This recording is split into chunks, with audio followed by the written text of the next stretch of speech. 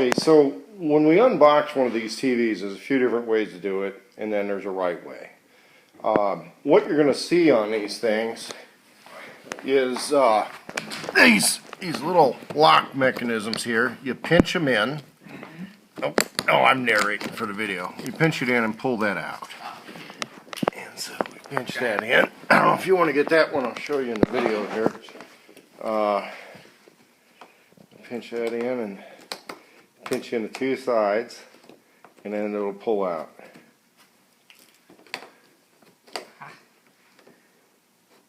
Okay, the other side. Okay, I got it. There we go. There we go. And then we'll get them on the other side, and we lift the box off the TV. So with those things off, what happens is you can lift the box off the TV. Right. This is going to end up going in another room, so we're going to move it to that room before we do that. Okay. So with the box lifted off the TV, we'll see everything's in a package here. What we want to do is we want to access the back of the TV with nothing at the front leaning that would spike into the screen and crack it before we get it hung up. So what I like to do here is just pull the plastic off and expose our screw holes. Now this has filler screws, and we just want to expose that when we go and put this mount. And this is one of the at.com mounts from Walmart, and we're going to be putting the mounting bars. And what happens with these larger TVs, they tend to be maxing this out, so we may have to pull some more of the packaging material out of the way. But we really want to get this on here before fully unpacking the TV, so that we're just going straight from here to hanging it on the wall. The thing about these at.com mounts from Walmart is, for some reason, now there's a fair amount of space between the mount and the TV. I still prefer to use the spacers when we're going in a above the fireplace setup, because I want to be able to get at the cable connections in the back. I really like fully articulating mounts for that purpose, but these work. What did this cost? About 25, 30 bucks? Yes, it's $22. Yeah, it's pretty cost effective, and because they used to be 80 something, I think there's right, and 40 I checked or a lot of reviews. Like they had around 4,000 reviews for this mount, and it was close to $1,000. Yeah, it's pretty solid. And comparable mounts from the other company I work with are they're like 50, you know. So it's a fair amount to get. And of course, you get your selection of screws and bolts here. Looks like kind of the medium small.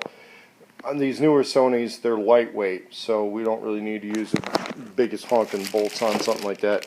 The other thing, it's kind of nice that they're going to give you an HDMI cable with this Walmart mount, so it's really a no-lose deal on these. When we mount these, you'll notice there's a very distinct top and bottom. The top is upper is where you get the small holes on this, and of course we're going to put the spacers on. Takes a little bit of wrestling those in, but we'll see how that goes next. Alright, so we've skipped a couple little things here, but we're basically going through the trouble to get this hooked up on the internet. God, I hate this. Do you want it to automatically do its updates? No. Maybe, yeah. By the way, folks, this guy works for Intel, so yeah, I get Microsoft and Intel guys, and when it doesn't work, we get to blame them.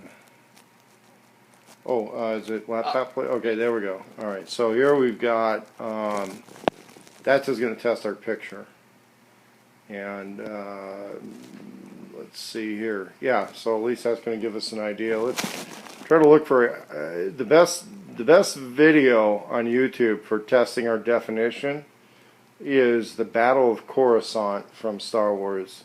Battle of C-O-U. No, wait, back one. All right, that top one, Coruscant. Yeah. And what we're looking for is the HD version. There we go. Yeah, Battle of Coruscant HD. And then click on full screen. There you go. Yeah, that's it. And turn the volume up all the way. Yeah. And that's the best one for testing our resolution, because then we walk up close and we look at the details on the spaceship. Anyway, that's how that goes. Okay, so here we've got a video of a video, obviously, but what we're doing is we're testing the HD settings on this from a better grade of laptop. The owner here works for computer companies, so we got a bunch of laptops to pick from and deal with on because he's a software developer anyway. So what we're seeing here, though, part of the improvement is due to using a shorter, thicker cable. The other part of it is that the computer and the TV start to learn. You know, these are both learning computers, so they're going to start adjusting to each other a little bit better as time goes on. But we're getting a better connection with this.